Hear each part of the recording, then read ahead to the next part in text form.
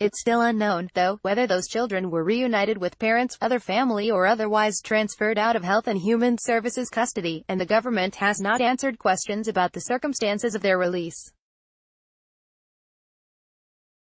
A Guatemalan woman sued the government after her 7-year-old son was separated from her, and in the middle of those proceedings was able to reunite with her son. "I love you," she said in Spanish between sobs. But thousands more parents remain in limbo. The Annunciation House, which hosts undocumented immigrants in El Paso, Texas, received 32 separated parents on Sunday upon their release from detention. According to the parents, the average child's age is 10, and just 3 of the parents had spoken with their child personally since they were separated. In an emotional news conference, some of the parents told their stories of trying to find their children in government custody. One woman, Miriam, from Guatemala, said she didn't have a chance to say a word to her 4-year-old son before he was taken from her at dawn while he was fast asleep. He was still asleep when they put him on a truck and drove away, she said. When she was finally able to reach him Monday by phone in New York, she said he refused to speak to her. CNN was unable to confirm how much time had passed since their separation. But as Miriam tells it, it was long enough to make an impression on him. "He's mad at me," she said, tears in her eyes. "He thinks that I abandoned him." Data hard to come by. The administration has been reticent to release much data about the results of its prosecution policy that ended up separating more than 2,000 families at the border in about 6 weeks. But the new figures show how slow the pace has been to put those families back together, even as a federal judge has now ordered the government to do so in 30 days. The government has said it has reunited 538 children with parents they were separated from, though those were children in Customs and Border Protection custody, likely meaning they were never transferred to HHS. On Tuesday, the Secretary of Health and Human Services said there were 2,047 migrant children in its care as a result of being separated from their parents at the border, so the parents could be prosecuted on criminal charges. 6 days prior, the government had said there were 2,053 such children. That day, June 20th, was when President Donald Trump signed an executive order reversing course on his administration's decision to separate families, ordering they be held together even during prosecution. In implementing the order, Border Patrol within hours stopped referring parents for criminal charges, thus effectively ending the zero-tolerance policy for the time being.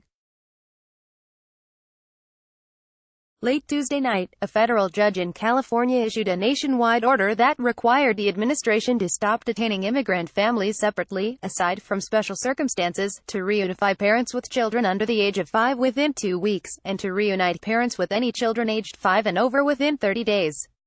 Asked to explain where the 6 children went, whether any new separated children had come into the system in the same time frame, and how the court's ruling would be implemented, a spokesperson for HHS, Administration for Children and Families, would only provide a blanket statement about reunification being the ultimate goal. HHS, Administration for Children and Families, is focused on continuing to provide quality services and care to the minors in our Office of Refugee Resettlement funded facilities and reunifying children and teenagers with a relative or appropriate sponsor, as we have done since inheriting the program, the spokesperson said.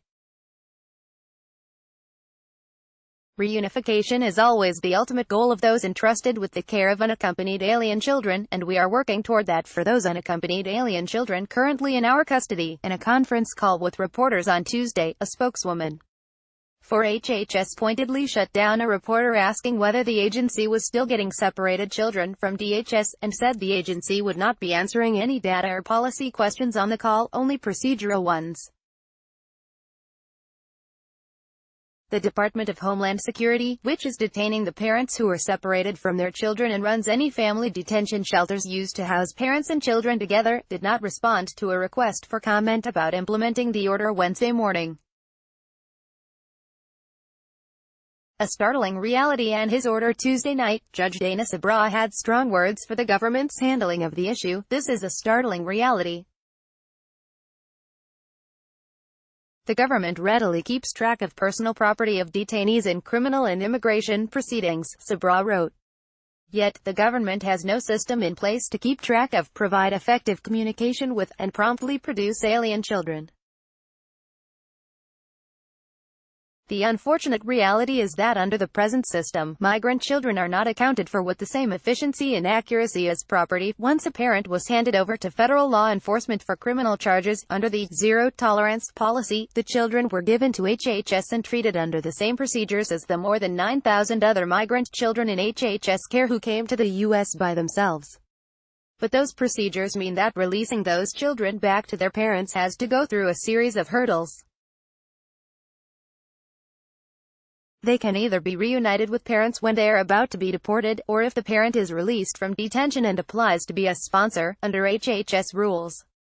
Any sponsor, usually a parent, relative or family friend, must go through a fingerprint and background check, a process that usually takes weeks. CNN's Catherine Shochut, Emanuela Grinberg and Diane Gallagher contributed to this report. Clarification: this story has been updated to clarify the fate of the 6 children is not known.